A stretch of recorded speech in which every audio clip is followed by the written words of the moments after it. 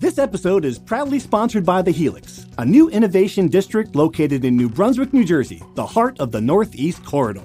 The Helix provides a critical ecosystem for innovation by offering a range of physical environments, a vibrant community of leading innovators, and a strategic central location on the Northeast Corridor. The Helix will uniquely mix workspaces, classrooms, laboratories, venues, and collaborative environments, creating a dynamic community and setting for innovative minds. Universities, startups, Fortune 500 companies, entrepreneurs, researchers, and many others will all call the Helix home. Thus far, the Helix has assembled a community of innovative private and public organizations, such as Rutgers Health, the New Jersey Innovation Hub, RWJ Barnabas Health, Hackensack Meridian Health, universities from Ireland and Israel, and others. The Helix is where ideas will come to life. To learn more, visit helixnj.com. From NJ.com and the Star Ledger, welcome to the Rutgers Rant, your one-stop podcast for the Scarlet Knights, with your hosts Steve Politi and Rutgers insiders Brian Fonseca and Pat Lenny. Let's start shopping. All right.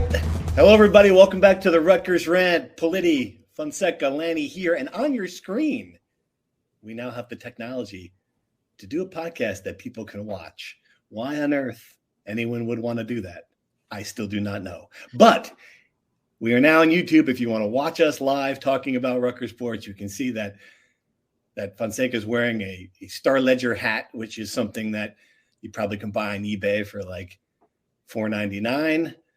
Lanny has a guitar behind him. Do you actually play the guitar? This is something I did not know. I actually do. Really?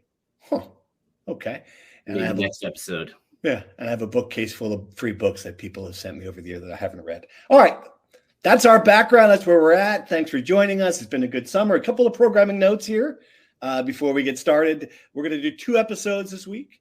We're going to do one episode that's focused on Pat Hobbs, the AD search, and that entire situation. And because we are acutely aware that many of you rather just skip forward and talk football, we're going to do an entire episode on the football season, on Howard, on predictions, all that good stuff. Here, I'll flip a coin to see which one we do first. How you guys feel about that? Ready? Tails. Yeah, let's just do the football one first. What do you think? How about that? Let's do football. Let's go. Okay, let's go. How you guys doing? I haven't seen you all summer. It's been weird. I've missed you.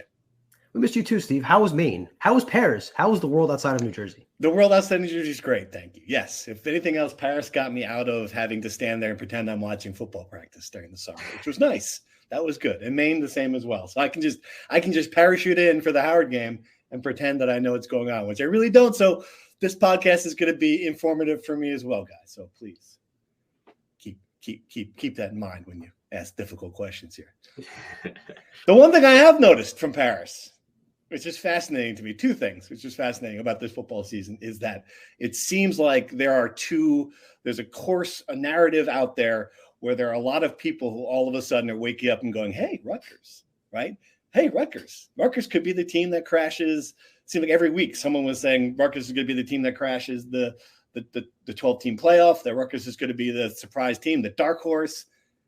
All that happened, and then the AP poll comes out, and not one of you, Fonseca, not one of your colleagues was like, you know what? I'm going to give Rutgers that one vote. Like, it's kind of weird. It's like, you got a bunch of pundits saying this team's going to be great, and then you got all these voters saying, we don't see it. You can't be a dark horse if you're in the AP top 25, Steve. So I think people are trying to one vote. Not one vote. That was surprising to me. Like, I thought that Rutgers and Virginia Tech were both going to be on the cusp of the top 25. Virginia Tech was their 27th. Rutgers didn't even sniff a vote. I didn't vote for them because I really didn't think they were close, and I didn't want to be the one guy that voted for them and looked like a homer either. I was surprised that not one person threw out a flyer, right? But I think that Rutgers has an opportunity within the first month of the season if they beat Howard and Akron like we expect them to, and they beat Virginia Tech, which if they are undefeated going into that game is 100% going to be ranked, then you have a chance to break through. I think people around the country, maybe the national guys like Kirk Herbstreit and the Big Ten analysts know about Rutgers. Maybe guys in Texas and Arkansas don't necessarily know about Rutgers. I think they still have a little bit to show to get into the poll. But I agree. One vote, maybe 2 votes would have probably been warranted maybe later in the season. Pat, were you surprised? I was a little bit to see that Virginia Tech got as many votes as it did. Right, yeah. After Rutgers pummeled them last year a little bit in the fourth quarter. So to see that disparity was a little shocking to me, but not surprised. Generally, Rutgers average, I did this morning, 45th across 6 different polls. I think that's pretty fair. I think they finished last season around in the 50s. So I think it's about just win and move up. That's how you want to do these polls. Right. It's clear that people are going to take a wait and see approach to this team, which is fine. Yeah, I mean, I totally agree with that. I think, if you look at what that season was like last year, I don't think it's interesting because here in New Jersey, I get the sense that bringing in the quarterback, we'll talk about a lot to your trip to his hometown, Brian, which was it's just a fascinating story on Athan Kaliakmanis, but bringing him in seems to have answered the question about the quarterback here in New Jersey, but it has not answered that question nationally. And it's funny, there's a moment, I don't know if you guys watched the game day this week, but there's a moment they're talking about Minnesota's football program at their team this year. And the analysis was, well, they're just a quarterback away. And like, well, wait a minute. That's our guy now. That's the guy who doesn't want fruit in his pizza, man. And it's just interesting to see that analysis. I guess nationally, that has not been a question that has been answered with him, which is kind of telling. Yeah, I think if you read all of the quarterback rankings, that's another part of the preseason ranking industrial complex, which in fairness to the AP poll, myself included, a lot of us voted Florida State as a top 10 team, and then they go to Dublin and get their butts kicked by Georgia Tech. So these things aren't exactly scientific. But most people have Athan Kaliakmanis near the bottom of the Big Ten and near the bottom of the Power 5 as far as starting quarterbacks. He just did not have a good year last year. There are factors that explain that. He's on his third OC in 3 years. The OC had never called plays before. A lot of chaos in his career there. So I understand the rationale. I think the reason why Rutgers probably feels optimistic is that he's reunited with Kirk Shiraka, who recruited him out of high school and really, really liked him as a sophomore, really saw a lot of him out of him when he was young. And he was the one that unlocked the best play he had at Minnesota. So I think that's why there would be some optimism. And the reason the outside is not as optimistic probably is because they didn't pay much attention. They just looked at the numbers, and the numbers last year were not great. Completion percentage was low. Passing offense struggled a lot. I think if you look into a little deeper, I don't think Athan Kaliakmanis is a top half quarterback in the Big Ten. I really don't think he's shown that. I don't think he's the worst quarterback in the Big Ten. And that's what Rutgers needs him to be. Not the worst quarterback in the Big Ten, good enough to be middle of the pack and let Kyle Monangai and the defense kind of do the rest.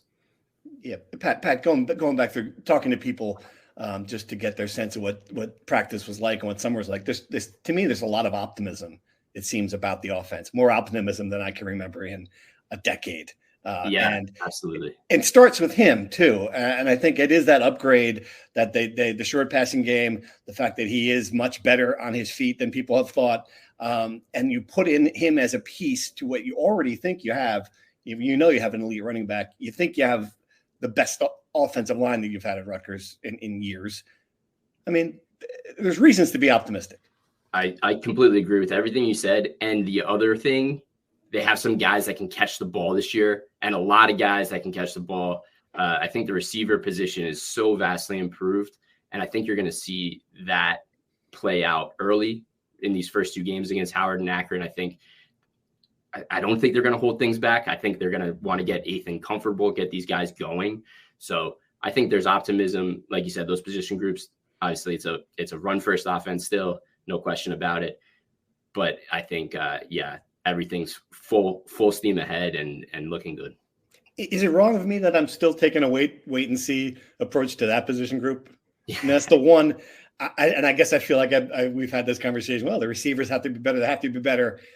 I get it that they feel like they have the pieces now, but I kind of want to see it. That's fair. I think me and Brian have been watching it for a couple months, and we saw it all spring as well.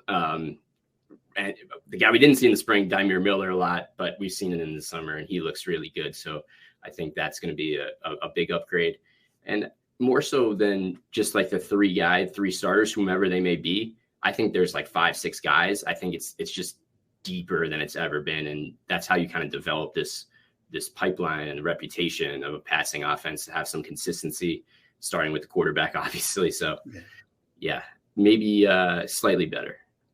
All right. Slightly better is the phrase of the summer in the passing game. Slightly better. It's the phrase. This the story of my life. It's a motto. I can hang it on a sign behind me. All right. We know the running backs are good, Brian, and I guess Kaliakmanis obviously coming back for this season to showcase himself. I've heard good things about Sam Brown. That's going to be, it may be a situation where Kaliakmanis doesn't have to run the ball as much as he did last year, that they can rely on someone. I mean, you say this, and it's Greg Schiano. I think back to the Ray Rice days when he had Brian Leonard back there, and Ray still carried it 40 times a game. I get all that. But it seems like that is really a position of strength that this team has. Yeah, Kaliakmanis is the best player on the Rutgers offense, I think, very clearly, and they're going to need him to be that star again. He was a big reason why they had most of their offensive production last year, along with Gavin Wimsatt's legs. So I don't know if you could expect him to lead the Big Ten in rushing again, and I'm not quite sure you expect him to even break the 1,000-yard mark again. But I think what he can do is be a tough guy to tackle, get those tough yards, and the most important thing is in the fourth quarter when you're wearing teams down and you need to either protect the lead and keep the ball and keep churning first downs, or you need to create something. You got to hope that he's able to do that to the same level he did last year. And Sam Brown, he's now a year removed from the foot injury that kind of took him out his freshman year, and I think it's fair to say held him back a lot last year. I think he's healthier than he was last year, and I think that if you can get him back to what he was in that Indiana game, another strong running back who's tough to take down, then Rutgers has a really good 1-2 punch, where I still think Monangai is very clearly going to be the lead there. But when you got a guy like Sam Brown who can kind of spell him for a bit, and you don't really see that much of a drop-off, that's when your rushing attack, which again is going to be the focal point of this offense. I expect them to run the ball the majority of the time the way they did last year. When you have that, then really that helps Athan Kaliakmanis take some load off his plate, and that just helps the offense elevate a level above where it was last year, which again, it wasn't great last year. I think this year they could even go beyond competent. Maybe they can be good. That would be a huge step forward for Rutgers, I'd say. All right, before we transition to defense, let's talk about Athan and your trip out to his hometown. And my main takeaway, and this is something it's fresh in my mind because of the Olympics, where we claim people as New Jersey natives based on, like Noah Lyles, his parents went to Seton Hall. So he became, he's a Jersey guy, right? But I'm reading your story, reading your story about Athan, and his parents are from Old Bridge. He's they own a pizzeria. I think we can claim him. He's pretty much a Jersey guy, right? I mean, that was my one big takeaway, was that this guy, he's got family in Jersey. Take me through that. He is no transplant. No, he has Jersey roots that are deep. Like you said, both his parents are from Old Bridge. They went to the same high school, but they're a couple years apart. They met and started dating at Bar A, which is just absolutely completely Jersey. When he told me that story, absolutely. When he told me that story, I could not believe it. I thought he was making it up. I swear to God. He wrestled at Seton Hall, right? And you talk to him he was a very nice man. I really enjoyed spending time with him and getting to know him. But you feel a bit of just Jersey about him, I feel like if I say the wrong thing at the wrong time, I might be, potentially in a little bit of danger if I'm in the wrong situation. He's got that little aura of, I don't want to say Tony Soprano because that's a little stereotypical, but just kind of a tough guy. I won't hurt you, but I could if I need to, kind of thing, which again is very, very Jersey. And yeah, they grew up in Antioch, Illinois. They spent their whole life there. Alex, his father Alex and his mom Colleen moved out there in the late 90s. But they come back to Jersey very regularly. They still have a ton of family here in the area. They'd go to visit their grandma in Hazlitt and stop by Giuseppe's Pizzeria, and they have really fond memories of that. Athan smiled when I asked them about it. And now they're Midwestern guys, but their parents find an empty building in town. They buy it, they open a pizzeria, and they don't serve one slice of deep dish. There's not one slice of deep dish in that place. It's God pure bless them. Jersey pizza, just quintessential Jersey. And people might be wondering, I figure I should disclaim this, why I was in Antioch, Illinois in May.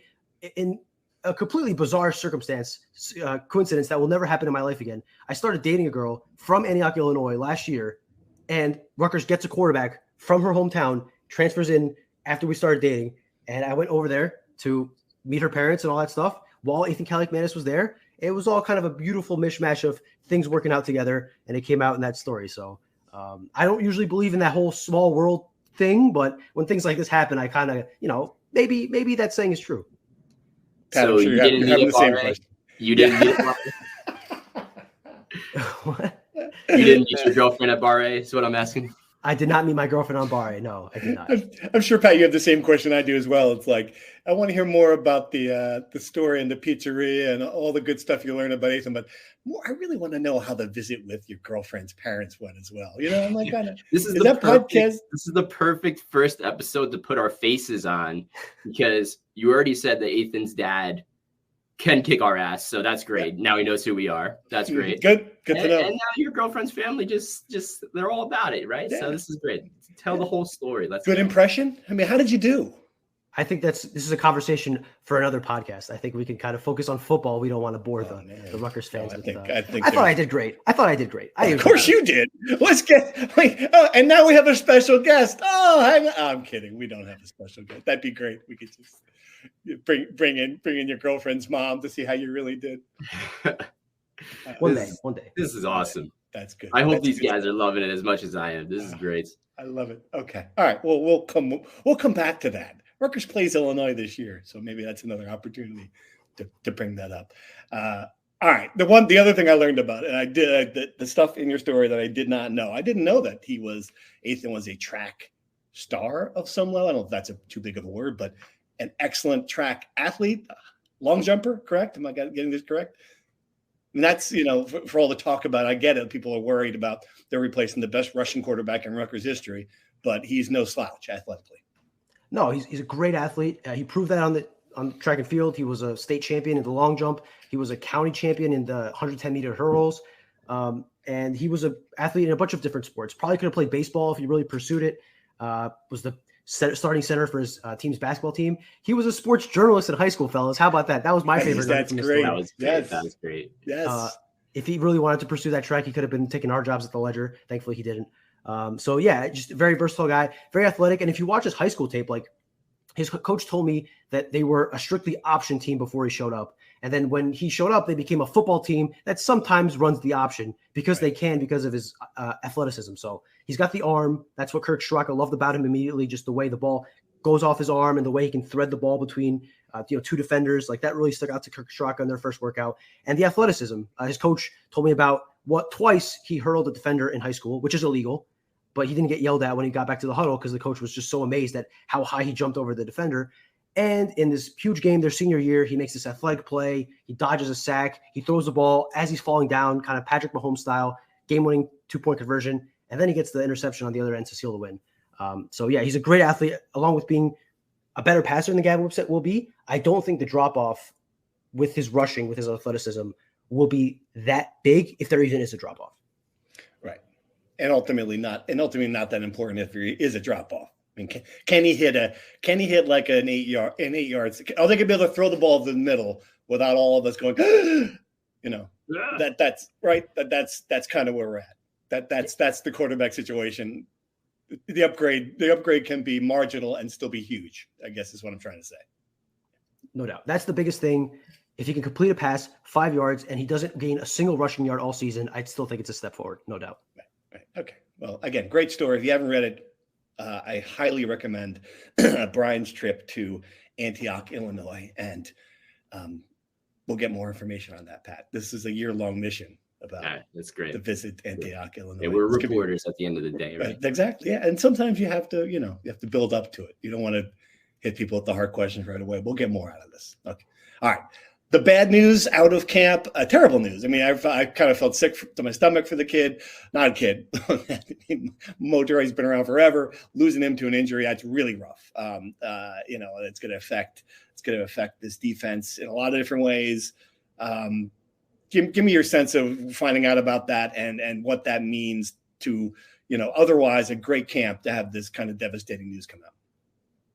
It was a tough blow and a tough day in the press world, like on the sidelines, kind of like Schiano told us the news, which was kind of, he always tells us a season-ending injury. That's his thing. I respect that. And we're appreciative, obviously. But there was just a whole dark cloud hanging over the whole practice that day. It was just, like you said, a gut punch in a lot of ways. But yeah, and just remember, this is the second ACL tear of his career. He missed all of 2022 as well. So just double the hurt. So Very tough for the defense. He was obviously such a versatile player that made a huge leap playing outside linebacker last year, full transition. This was supposed to be his like full year, right? Like he knows the position well, gets on the NFL draft radar, and so absolutely devastating. What it means for the defense long term, Rutgers likes its depth at the position. So there are guys like Moses Walker who will step up. Dariel Jabome is a name that's been popular, and Timmy Heinspeeder, a guy from Don Bosco who is a former walk-on, has been having a nice camp as well. So Rutgers likes the guys as the replacements, but it's a tough guy to replace. There's no question of that. Right. Yeah. Third down blitz packages, just stability back there. I think of some of the plays he made last year, and the fact that this is my next question: is Tyreen Powell ready to go? You'd be without your two top linebackers, and I get it. You don't really need them for Howard or Akron, Dayton, Akron.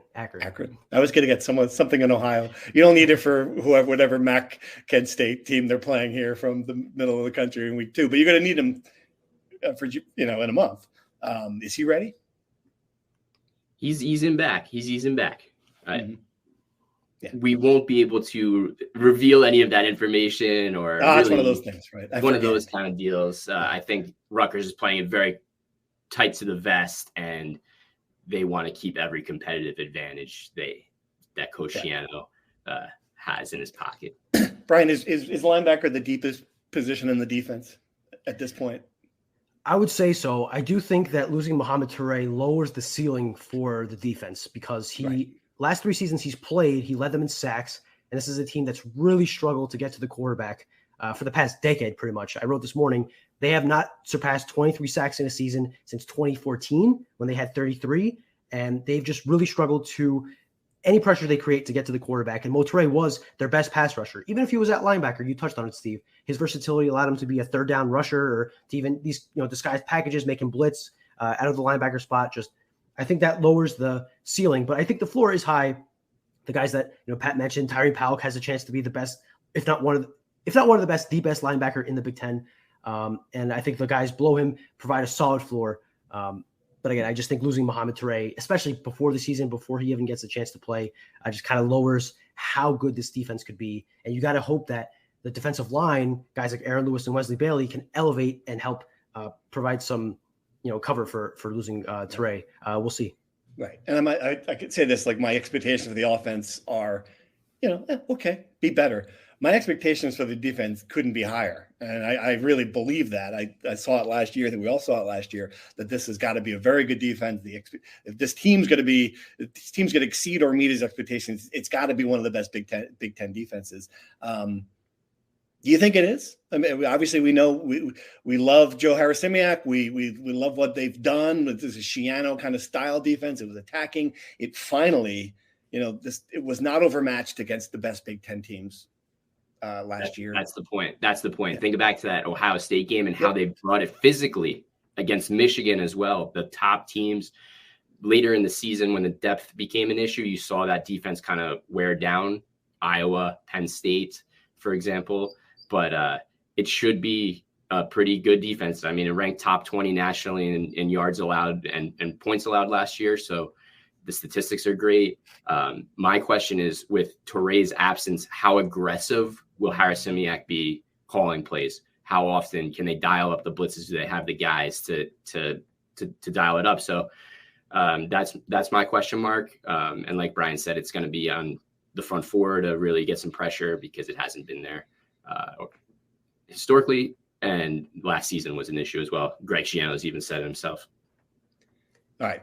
I think the thing with this defense is they bring back a lot of guys from last year, which is good because they had a really good defense last year. I am not sure, especially with Toure out now, do they have a difference maker? Do they have a guy like Aaron Lewis on the edge? Can he be a guy that you need to stop, come off the edge, get to the quarterback, and make that big game-changing play? This is a defense that really keeps you in front of them, does not make any mistakes, and is hopeful for the offense to make the mistake for them. Does this defense have a guy who can get that big pick, who can get that sack, who can get that strip sack, who can force a fumble, who can make the game-changing play? I'm not sure it does. Obviously, there are guys that could improve significantly over the offseason, and maybe a guy like Wes Bailey, who's healthy now after struggling with injury last year. Can he be that guy? I'm not sure, but I think for Rutgers defense to take that next step, to go from good to great or from great to elite, wherever you want to kind of rank them from last year, I think they need somebody to emerge as that go-to guy. And I'm just not sure I've seen any of these guys do it yet, but that doesn't mean they can't. Pat, and lastly, real quick, Steve, real quick, one of the keys to the defense was how well the corners played in press coverage last season. Losing Max Melton to the draft as high as he went is going to be a big question for this defense. Like, how does Eric Rogers step up in that role, and how elite can Robert Longerbeam be as the top cornerback? Really important thing to watch. Do you think the defense has that playmaker, Pat? If you had to pick one guy, who would it be? Tyrone Powell when he's healthy, for sure. Yeah. Right in the middle, that's what you want, your best player, captain of the defense. And the safeties, I think, are really good too. Shaquan Loyal's great. And Flip Dixon, I think, is one of the hardest hitters I've seen in a long time. I was about to say that the back end safeties are guys we haven't talked about, and that seems like a position of experience and talent. So, we're going to find out. All right, let's go some questions. We got some insider questions. We got a lot of questions on the Twitter. If you're not aware, if you're on Twitter, the Rutgers Rant has a Twitter account. Wouldn't call it a very active Twitter account, but gosh darn it, we try. Maybe now that we have a YouTube video here, we'll be more active on Twitter. But so we got some good questions from people. Chris Edwards on Twitter wants to know, does it make sense to open the offense up the first 2 games, try and give Aiden confidence going into the post-bye schedule, or to ground and pound to set the tone for the season? Great question. Yeah, I mean, my first instinct is Greg Schiano's going to play the offense the way the offense is going to play, but I wouldn't mind seeing Athan drop one back and see if he could fling it 80 yards. What do you think? I think that history shows they'll probably play it pretty conservatively, not necessarily not show anything that's not necessary to give Virginia Tech an advantage. The big point here, though, that Aaron Brightman and Dave Anderson made on their podcast that I thought was very interesting. Rutgers plays Howard and Akron. Virginia Tech plays Vanderbilt before playing Rutgers. That's it. Vanderbilt is what it is, the worst team in the SEC. It's still a Power 5 team. Rutgers isn't going to get the feeling of playing comparable competition before playing Virginia Tech. That's their first real test. And last year, there was the inverse. Rutgers played Northwestern before playing Virginia Tech, and that obviously, I think, made a bit of a difference. With that being said, are they going to experiment, open the playbook to get a feel for what they have before playing Virginia Tech, or going blind and just kind of be vanilla? I tend to lean towards the latter. I think they'll really run the ball 60 times if they have to, get out of there with the win. Most importantly, avoid any injuries and don't put guys out there unnecessarily, and then kind of put it all out there in Virginia Tech, which I think is the most important game on the schedule. And I don't think you want to really put anything at risk by, throwing out a trick play against Howard when you're up 35-0. I just think you lack when you don't establish your identity off the bat. I think it plays negatively in the long term. So I think Rutgers has to beat Rutgers right out of the gate. And despite who the opponent is, you gotta be yourself. So maybe they play a little conservatively, but I think it's great for the newcomers to get acclimated, especially with the new quarterback. And the helmet communication is a big thing too. I think that's forgot all about that. Yeah, to keep in the back of your mind too. Yes, 10 or 15 seconds. What was the big game where they had headset problems recently? Wasn't there one? Ohio State? I forget. Maybe I don't remember. I don't know. Yeah. Good to revisit. All right, another question. Anthony, on the defense, similar to the offense question, does the injury to Toure with Powell still recovering, do we see the team change the way they play defensively? Do we see more nickel and dime personnel, or do they keep playing the same way but with young guys at linebacker? Another great question. I mean, I guess that also depends on who they're playing. If you got some spread teams out there, you're going to see a lot more of nickel and dime. But, I mean, what do you think? I think they'll run pretty much the same defense, just kind of subbing in a younger guy for Toure. I think it's too late in the year to kind of make wholesale changes. And I think that the personnel they have kind of fits the defense they run. And it's run to pretty good effect over the last couple of years. So I expect them to kind of stick with what they got. Yeah. Pat, you agree? I totally agree. And I think Rutgers has a couple good options at nickelback too. Bo Masco, Al-Shadi Salam has been pretty solid. So cornerback depth is sneaky good too. Question from Jersey Juice. RU versus VT, what's more beneficial? You talked about this a little bit. Are you having a bye before the game, or VT being more battle tested versus an SEC team? Yes, I know it's Vandy. I'm taking the bye. I think a week of practice, everyone's rested, healthy.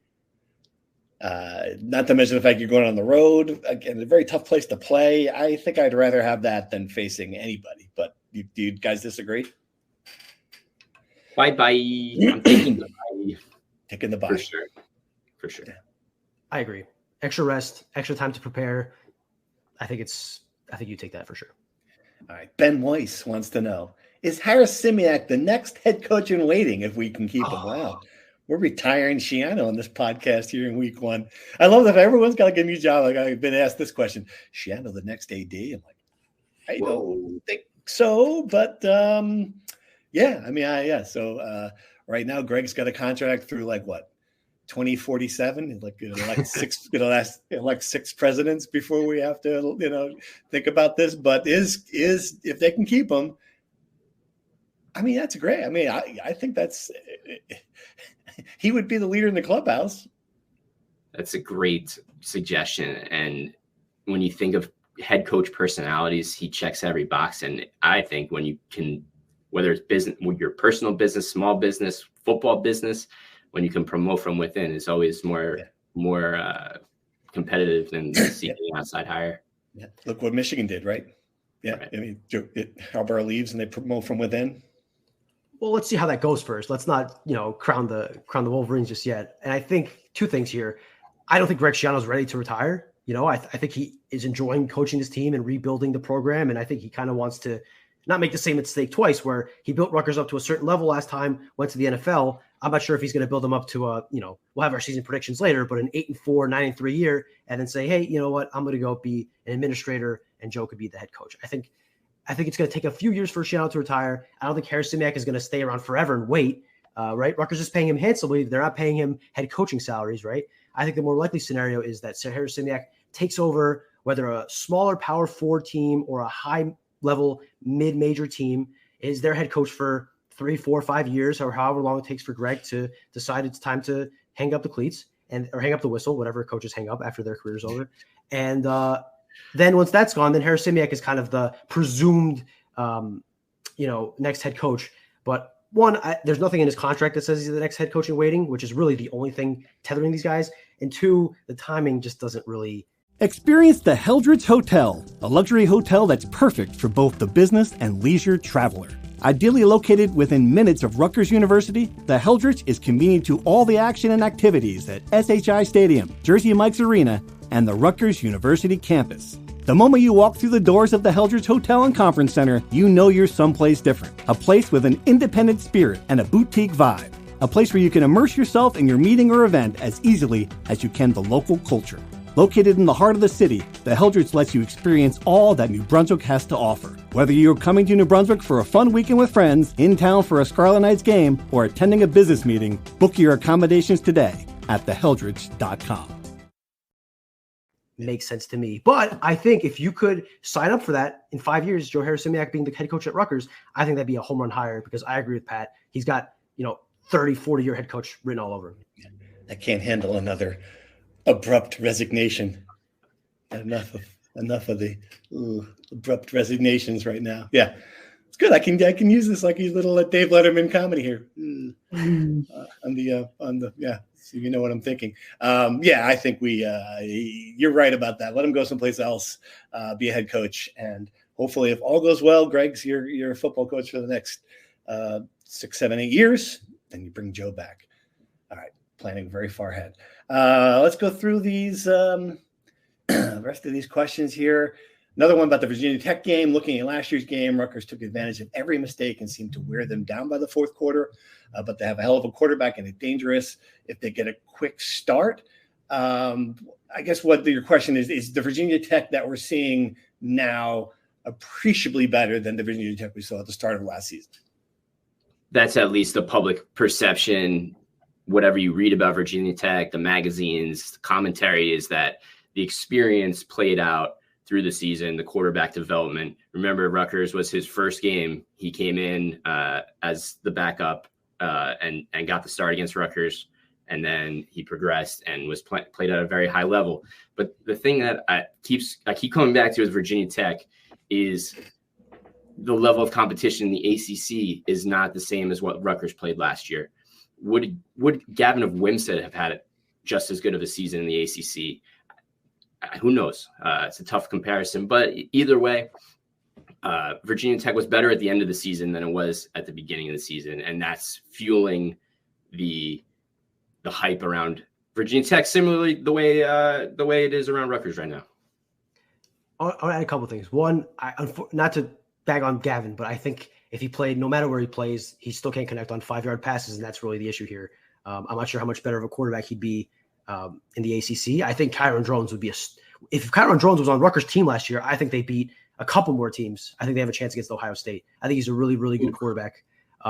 He wasn't even that good against Rutgers, though. That's what I keep coming back to. Like, Rutgers' good defense totally exposed him. I know it was his first start, but I didn't walk away impressed. This guy is one of the best quarterbacks in the country. I totally agree. I do think it being his first start was a big thing. And I think the other reason he had a really good end of the year, I'm going to list the opponents they beat last year. They won 6 of their last 9 games, or 5 of their last 9 games. This is who they beat. Pitt, Wake Forest, Syracuse, at Boston College, at Virginia, and in a bowl game, they beat a Tulane team whose head coach had left and all their good players were pretty much gone. Right. So it's like Rutgers beating Miami, but a worse team, a worse program with even less good players. So I think that's part of why some of the hype is with Virginia Tech is because they beat all these teams. People see that they finished strong. They don't look at who they played. But I do think Kyron Drones might be the best player on the field when these teams play with each other. And when you have the better quarterback, I think that is going to make a big difference. What's the line going to be on that game? If you had to guess right now, is it a night game or a noon game? We don't know that timing now. Yeah. Does it matter for the line? Hypothetical yes. Night game. It's going to be a night game. If it's a night game, Virginia Tech minus 10.5. Whoa. What? No way. Yeah, 4.5. 4.5. We're assuming they're both 2-0, right?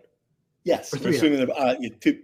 Yes, 2 or 3-0. Yeah, sure. They're undefeated at Lane Stadium. 10.5? No freaking way. No. What do you guys? If it's over 4.5. 4.5. Yeah, I'm with you. 4.5. I have that. Yeah. I think you guys are a little. Huh? 10.5. Man. All right, we'll come back to that. I'd be very surprised if it's in double digits. I'd be stunned. This is a tough word. I'd be surprised. A touchdown, maybe, but 10.5. Whew. Right. All right. Again, this is at night. Give them the 3.5, right? So if that's the fit, it's a pick'em game. It's a pick'em game. If it's at night, it's a 10.5. If it's if it's at noon, it's 7.5. Have you ever even been to a Metallica concert, Fonseca? I have never. Do you even know Enter Sandman? I don't know Enter Sandman, but everyone, I think people talk about Lane Stadium at night is like playing in Baton Rouge light. What's playing at the big house and what's Beaver the record? Stadium? What's the record? What's lately? Okay, hold on. Michael Vick's not walking through that door, man. This is not 1998. He's gonna put VT on that hat next bullet. All I'm saying is this: Rutgers got 0 votes in the AP poll. Virginia Tech is going to be ranked when these teams play each other. You just ripped the schedule apart, dude. I don't think they're as good as people think they are, right? I didn't vote for them. This is good. I'm just saying gambling is as much about public perception as it is about reality, right? Gamblers aren't doing high depth analysis. They're looking at the lines. They're going to see Rutgers 10.5 plus 10.5, and they're probably going to hammer the Scarlet Knights. And I think 10.5 is a fair line. I'm not a bookmaker. I think people are going to agree with me more than they agree with you, honestly. Okay. All right. I'm going to put that poll out on the Twitter and see what we come up with. What's the over-under? 35.5? The over-under on that, I think 40? 39.5? 40? Yeah. Yeah, it's not going to be. Yeah. You know who also gets a ton of love in the national media is Bashal Tootin, Virginia Tech's running back. Paulsboro guy, South Jersey. Oh. Interesting storyline, right? Interesting story. Virginia Tech, another one of those programs. In North Jersey. Yeah. Mm-hmm. Tutton, South Jersey. It's good. Yep. This game is going to be awesome. Yeah, that's going to be great. Except that Virginia Tech Blacksburg is like State College, only further away. That's the only problem with this. I'm trying to come up with ways I can get out of that. Are you going to retire from Blacksburg as well? Are you retired? Oh, man, damn it! All right, we'll come back to that. We'll come back to that issue later. I think I was all one. Here's one last question. Very good question. Important for Thursday night's game. Is the Howard Band traveling to SHI Stadium? They're amazing. Do we know the Howard Band coming? It is. Yes. It is. Maybe. Yes. So it's a road game. It's a road game for the Rutgers Band as well. That's great. They will be positioned in the upper deck from what we were told. So for the season ticket holders up there, you're going to be rocking. That's all I know. Do they get to perform? I would assume, yeah. You can't bring the Howard Band here and not let them on the field. Right. I mean, that would be the travesty. Right. Okay, good. Good news. Something to look forward to. All right. Okay, good questions, everyone. Predictions. We got a lot of different predictions to make here. Fonseca, you put some things in the note file. Biggest game, most important player, Howard predictions, season predictions. Let's start with the biggest game. Since we're just talking about Virginia Tech, that seems like that's too easy to declare that as the biggest game. Probably is the biggest game. Certainly for the season to be exceed expectations, it's the biggest game. Let's come up with another game. Yeah.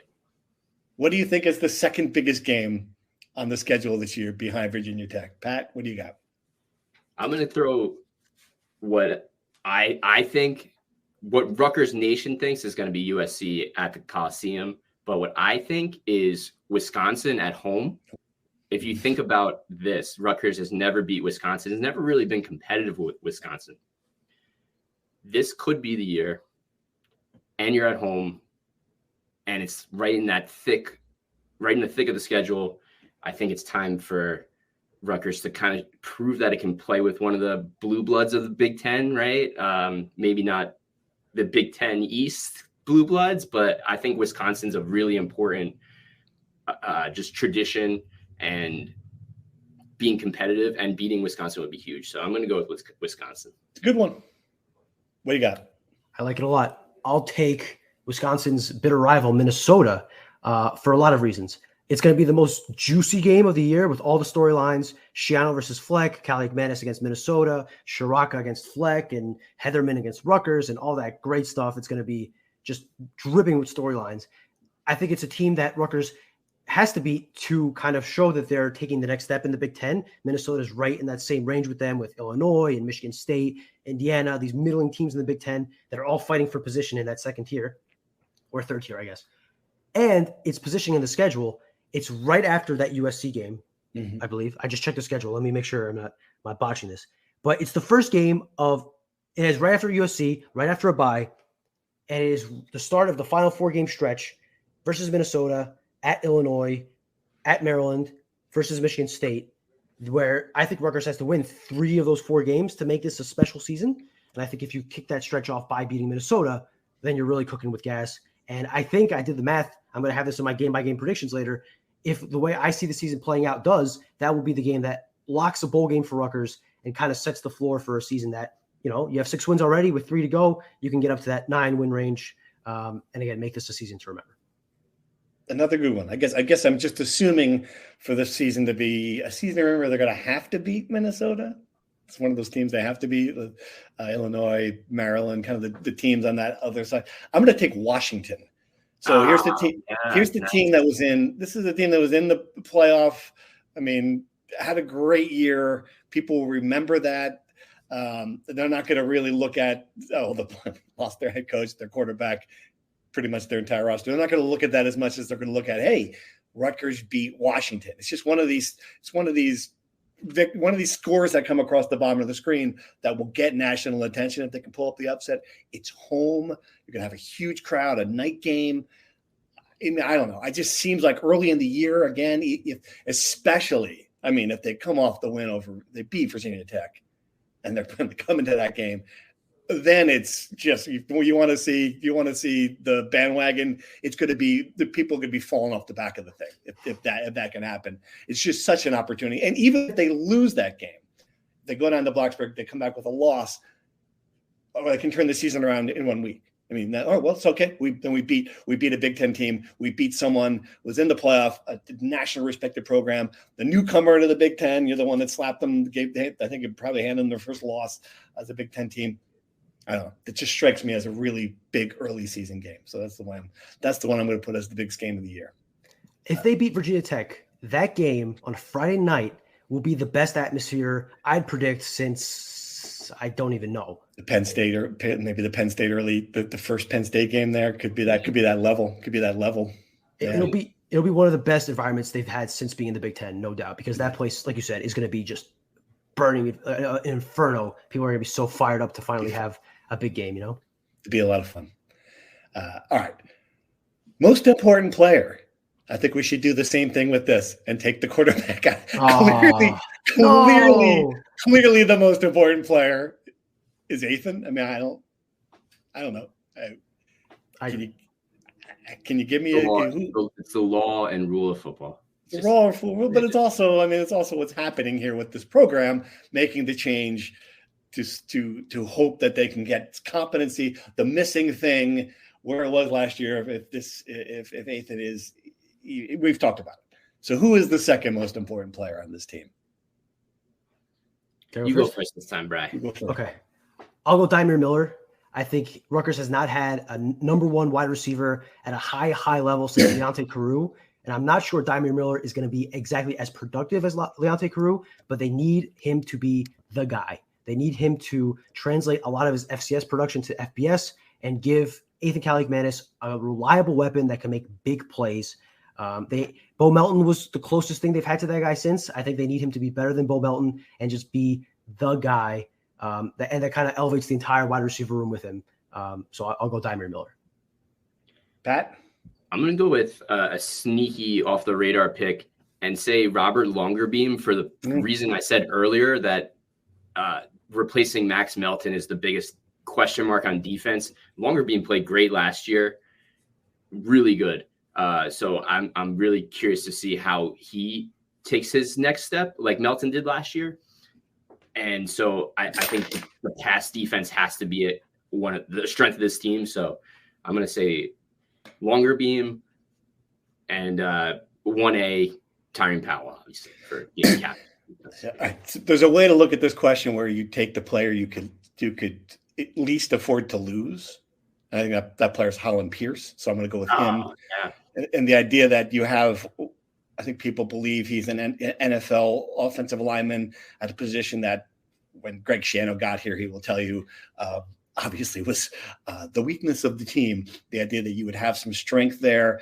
If you look at what happened when this program turned the corner the first time around, that offensive line, those guys on that line, I think didn't get as much credit as they deserve for turning Ray Rice into a player. We'll talk about this in a minute, who should be in the Rutgers Hall of Fame. I just see that as such an important position, not only to protect Athan, but let's face it, if Kyle Monaghan is going to be the Big Ten's leading rusher again, they cannot lose him.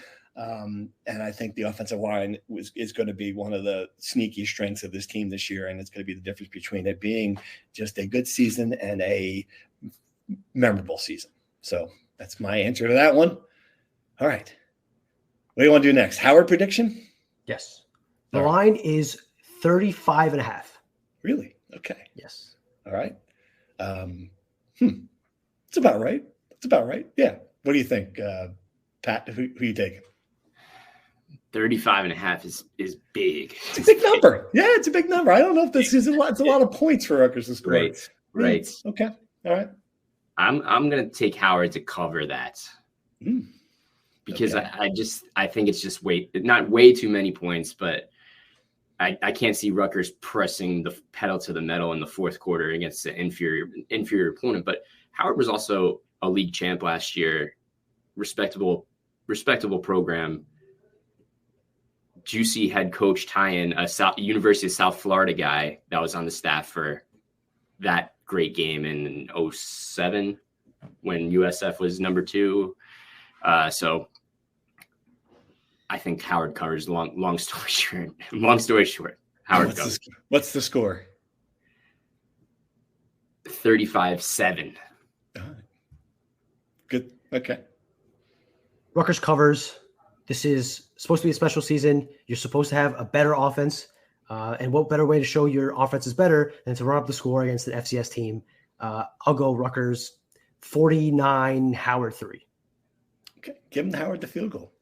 Yeah, it's funny. I was going to go 42-7, and that's right on the. I think they were going to the 35. And damn you, Vegas.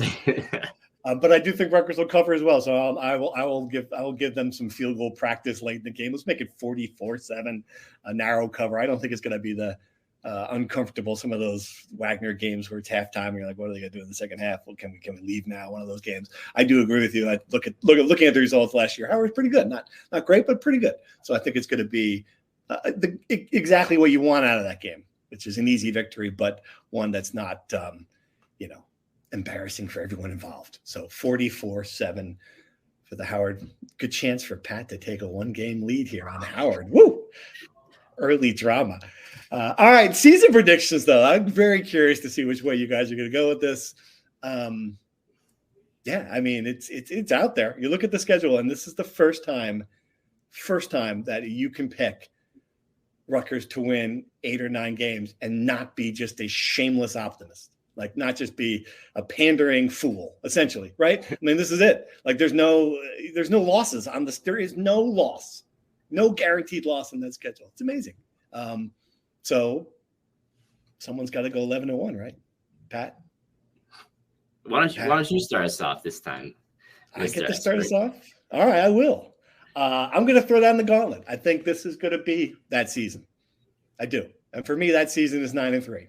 I think they're going to win those early games. I think it's just the one thing I know about Rutgers is going to be they're going to win the games they're going to win a game you don't expect them to win, and they're going to lose one you think that they're going to have. So I haven't decided exactly which one that's going to be. If that's going to be like the womp game against a Maryland or someone in their middle of that schedule. But yeah, I mean, I am very bullish on this team.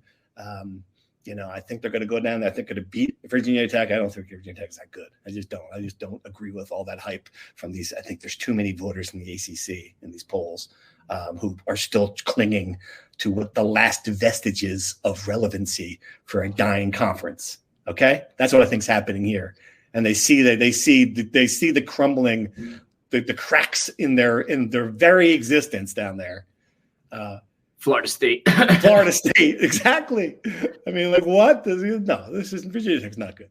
And I think they're going to come home, and it's going to be great, and they're going to get the win against Washington, and then it's off to the races, in a lot of ways. And I haven't figured out exactly. I don't think I'm kind of leaning toward picking them to lose that game at Southern Cal. They'll beat UCLA, and then there's just a couple of games in there, and I'm just kind of like, all right, so what is the factor of, you're riding high and you get Cincinnati is a way of putting it for the Scarlet Knights in 2006, losing that game. You have letdowns. I think there's going to be some of that, but overall, I think they're going to get through this 9-3, and we're going to be where's that? Sitting at the Music City Bowl on the holidays. That'd be nice. Wouldn't that be nice? I'd sign up for that, no doubt. All right, what do you got? I got Rutgers going 8-4, precisely because they're going to lose that head-scratching game, and the game I had picked was Maryland. I think Maryland has their number, and I just think they're going to end up going there. I can't remember exactly what I had them at. Who is Maryland's quarterback? I have no idea. Okay. They lost to some guy. What was his name, like Schlossenberger or something? Some guy who I'm not even sure, might have been a figment of my imagination. Schlossenberger makes a good sandwich. There's a New Jersey guy to claim on Maryland in the quarterback competition. Champ Long, Politi. Get it out there. Oh, is that right? St. Peter's Prep, yeah. St. Peter's Prep. Huh. Yeah. Okay. I don't think he's going to win the competition. I don't think so either. But that would be to lose to a guy named Champ Long would be quite the stab in the heart for Rutgers fans. I think they're going to lose to Maryland. I have them starting off 4-0, beating Virginia Tech, beating Washington, full of life going into Nebraska, and then 90,000 fans and a 5-star quarterback and all the glory of Nebraska returning kind of dampens the party. But 8-4, a good bowl game. I like that Music City Bowl, shout Politi. Citrus Bowl, maybe, who knows? These bowls kind of get watered down now that the top tier bowls are in the playoff and you got to fill in the spots below them. But I think Rutgers will be in a good bowl game. They're not going to be in Detroit on Christmas. They're not going to be at the Pinstripe Bowl. They'll be in a real actual bowl game where you travel and it's sunny outside and people are excited to be there. It's excited. It's so exciting. You can see me on the video. Shivers. Oh boy. Oh boy. Okay. Pat? Are you going to throw a bucket of water on this? You're going to be the negative one? Come on, this is a good opportunity for you to finally put on the black hat and piss people off. Do it. Do it. I'm kidding. 10? You're not going to 10. You're not going to do this. 10? No, you're not. No, you're not. 10? That's it. I'm out. No way. 10-2? Wait, don't start. I don't have my headphones in. I can't hear you. Okay, go ahead. Explain. Okay. Do tell. I think, Steve, you started it off perfectly. This is the season, right? You've been building for this, right? We went back to last year. We had the mile marker. But 10 is the playoff, though, right? We're blowing off the turnpike here. All right? We're going 95 on 95. All right? Listen, I think all these Big Ten games are going to be really tough. I talked about Wisconsin, Nebraska, USC. But I think when you got a guy like Kyle Monangai who can have that Ray Rice year, I think you just got to capture that magic and let it roll. So I think 10 is possible. And I'm sorry to be that fool's gold optimist, but I like it. I think they're so well coached. They're disciplined and tough. And I think like those newcomers in the Pac-12, I don't know if they're ready for like the physicality that Rutgers played with. They showed it last year, right? So I hear everything you're saying about Rutgers being Rutgers and the getting Cincinnati and Maryland. When it is 14-10 in the third quarter against Toledo, it is gonna be rough in week 2. That's gonna be tough. Okay. Let me just tell you. I'm gonna clip it. We're on video now. We're done. I saw. Well, here's 10. Here's 10-2. Okay. I like it. I like it. Who are they gonna lose to? USC. I think Miller Moss is the real deal. I like that guy. And Nebraska, I think Brian's right that there's some juice in that game. So I'll say those two. Two tough road games. Gotcha. 10-2. Wow.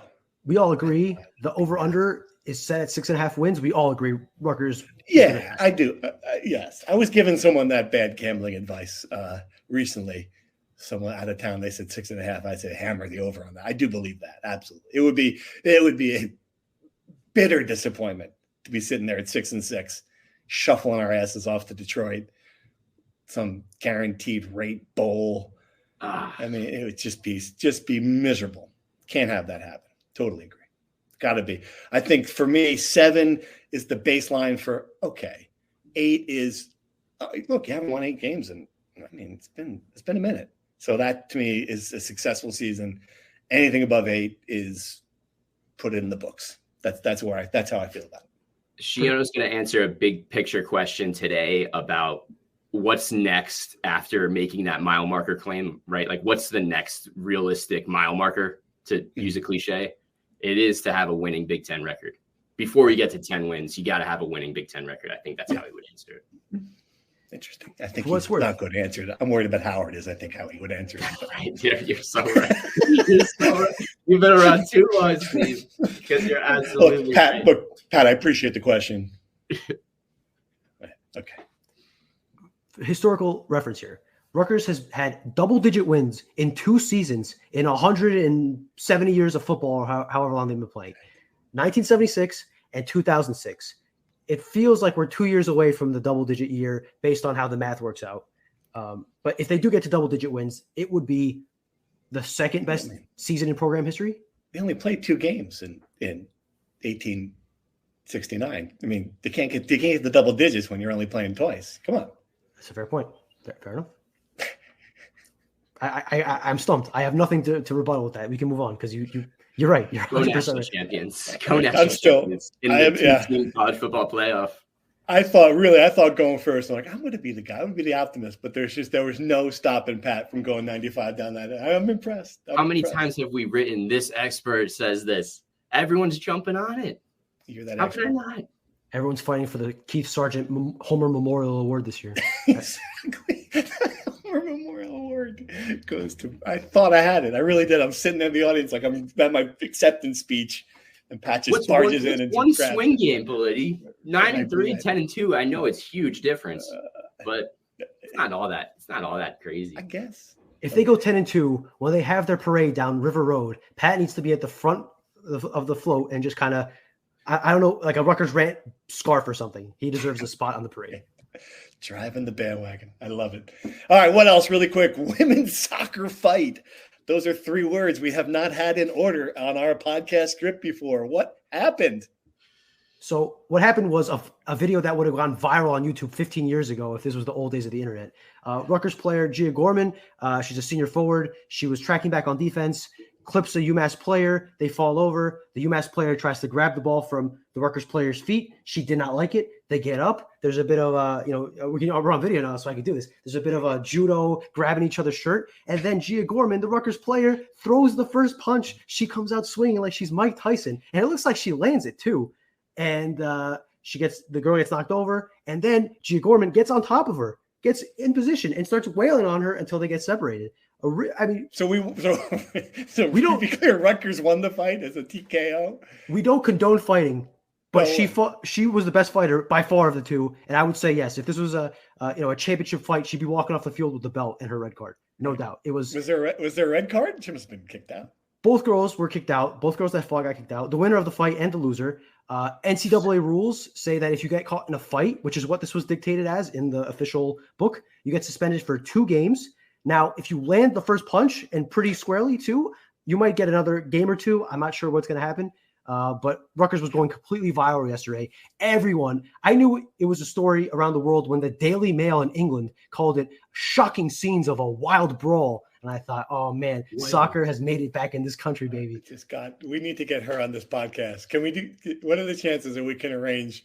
Gia Gorman's her name? She's been around. She's been around for years, right? Yeah. She's a senior forward from South Jersey. Right. Yeah. I know that. Okay. I'd like to talk to her about it. Will she come on and talk to us about the fight? That'd be great. I don't know. I wonder if she was impacted by the emotions of the turbulence within the athletic department. No leadership, and this you end up having a fight in the middle of a soccer field in Massachusetts on a Sunday afternoon. This is for you, Pat Hobbs. Great. Oh man. Okay, that's good. Anything else to add, Pat?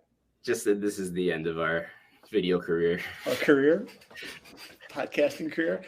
All right, Rutgers Hall of Fame induction. The McCourtys got in. A bunch of old timers also on that list. Ray Rice not on that list. I wrote a column saying he should be on that list. It's long overdue at this point, I think. And the response is funny. Rutgers is kind of like, I'll be the trial balloon for that.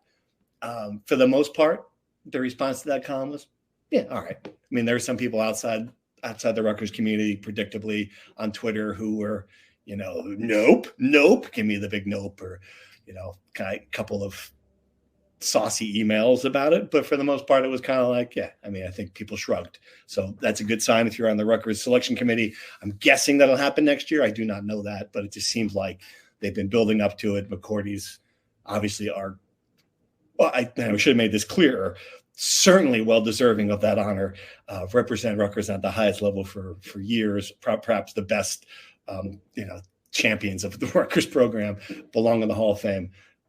So does Ray Rice. So we'll see if that happens next summer. I believe in rehabilitation. I would have no problem if Ray Rice was inducted into the Rutgers Hall of Fame because he is undoubtedly the greatest player in Rutgers football history, and that deserves accolades. That deserves a spot. I wonder if they would have to put a disclaimer of some sort on his plaque or in his bio acknowledging this, because I think it's the reality of what happened, right? I think, it's just, I don't think it's something that you can completely ignore. I understand your point about, him rehabilitating and doing talks and doing what he can to make up for the mistake. And I admire that. But I think if you're going to put him in the Hall of Fame, it's not something you can kind of just brush under the rug. I think you have to acknowledge that this was part of his story. Of course. And you let him acknowledge it, which he's done every step of the way. And he talks about it openly and honestly, and that it wasn't going to be one punch, wasn't going to be what his legacy was. And he's tried to, to do that in a meaningful way. Difficult situation to be in. But he's handled it about as well as he could over 10 years now, too. 10 years. Agreed. Completely agreed. Anything else, fellas? What else we got? Teams are off to a fighting start for our Scarlet Knights. Yes, women's soccer is the only sport that started. I believe men's soccer might have had a game and they won against somebody I can't remember, frankly. But yes, not a tremendous start for the Rutgers athletic department in the 2024-25 year, but I guess there's only nowhere to go but up. I guess there are other things happening in the athletic department as well. So good teaser for our next podcast, which we'll be back to talk about that. Obviously, a lot of questions about the future of the leadership and what it means, and some Pat Hobbs legacy. We've not really discussed. The man was AD for 8 years? 9. He was entering his 9th year. Entering his 9th year. So obviously a lot there to talk about. And we will break that down in our next podcast. I don't know when. We'll just tease you with that. Until then, thanks for listening to this one. For Lanny, Fonseca, myself, YouTube, 10 Wins, signing off. Thank you for listening to the Rutgers Rant. To participate in the conversation and receive live updates about the Scarlet Knights directly to your phone, sign up at NJ.com/insider.